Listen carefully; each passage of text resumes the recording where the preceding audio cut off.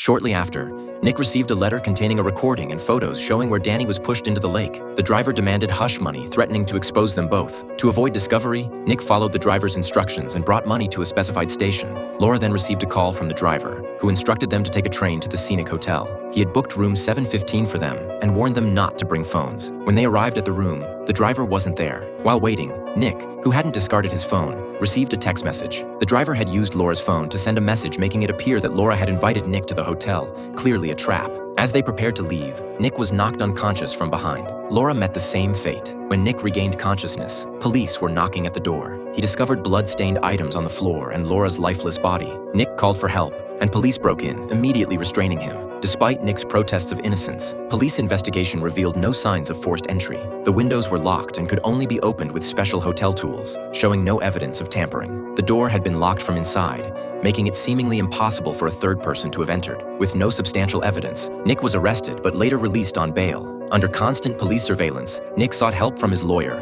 who recommended Virginia, a top-tier attorney. Notably, everything described so far came from Nick's own account. Virginia believed Nick wasn't telling the whole truth, pointing out numerous holes in his story. She questioned how the passing driver knew where Danny's body was disposed of. Nick explained he'd heard a noise while pushing the car into the lake and suspected the driver had seen bloodstains at the accident scene, then secretly followed him. Even with this explanation, Nick couldn't escape the charge of disposing of a body. Virginia also questioned the purpose of the text message, why the blackmailer hadn't taken the money, and how someone could freely enter and exit a sealed room, issues Nick couldn't explain in court. When Nick asked how to address these problems, Virginia offered a solution. They theorized the blackmailer wasn't the driver, but Mark, Danny's father, who had always suspected Nick. Mark had strong motivation, but how could he vanish from a sealed room without a trace?